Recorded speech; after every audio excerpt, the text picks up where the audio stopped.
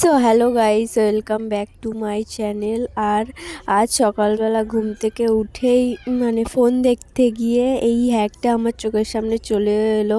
আর দেখতেই খুব cute cute খাবারটা ছিল, তাই আর ঘরে আজকে সেরকম কিছু খাবারও ছিল না, তাই ভাবলাম এটা আমি বানিয়েই ফেলি। তা অবশেষে আমি এটা পুরোটা সবটা দেখে এটা বানানোর জন্য এটা বানাবো বলে ভেবেই নিলাম। তো চলো দেখা যাক আমি এটা বানাই কেমন হয় আমারটা। তো গাইস চলো দেখা যাক। তো এটা বানানোর জন্য প্রথমে আমি একটা গামলিতে ডিমটাকে ভেঙে নিয়েছি, তারপরে তাতে তেল দিয়েছি, দিয়ে তার মধ্যে একটুখানি সামান্য পরিমাণ নুন, তার মধ্যে পরিমাণ মতো চিনি দিয়ে ভালো করে এটাকে ফেটে নিতে হবে যতক্ষণ না চিনিটা ভালোভাবে গুলে যাচ্ছে। তারপরে তাতে পরিমাণ মতো ময়দা দিয়ে ভালো করে মেখে নিতে হবে। তো অবশেষে আমার মাখাটা কমপ্লিট হলো। তারপরে ছোট ছোট করে আকারের এগুলো কেটে নিয়ে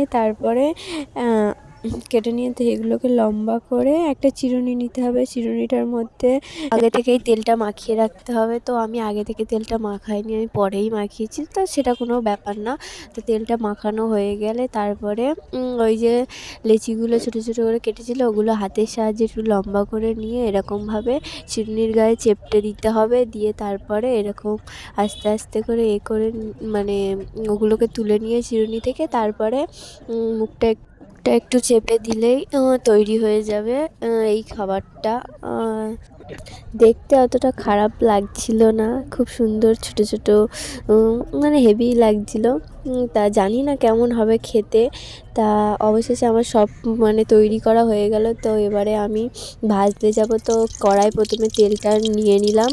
তা আগুনটা তোমরা একটু আস্তেই দিও, কারণ বেশি জোরে থাকলে এটা পুড়ে যাবে। তো আমার তেলটা ততক্ষণ গরম হচ্ছে। তেলটা গরম হয়ে যাওয়ার পরে আমি তাতে এক এক করে ওইগুলো ছেড়ে দেব আর কি। তারপরে একটু নাড়াচাড়ার পরে হালকা একটু লাল লাল মতো হয়ে গেলে তারপরে তুলে নেব। যেহেতু আমার আগুনটা একটু বেশি জোরে ছিল, তাই আমারগুলো একটু একটু পুড়ে গেল। প্রথমবার তো আমি জানি না ঠিক সেরকম, আর এটা আমি করছিলাম না, যেহেতু আমার দিদা করছিল আর আমি ভিডিও করছিলাম। তো তোমরা চাইলে এটা সকালের ব্রেকফাস্টে বা বিকেলে চায়ের সাথে খেতে পারো, খারাপ লাগবে না, ভালোই লাগবে। তো তোমরা একটু ভালো করেই বানিও, আমারটা অতটা ভালোও হয়নি। তো যাই হোক, আর আমি খেয়ে দেখি কেমন হয়েছে। তো ভালোই হয়েছে মোটামুটি। আর তোমরা বাড়িতে চেষ্টা করো, খুব সহজই একটা পদ্ধতি। আর কেমন হয়েছে আমাকে জানিও কমেন্টে।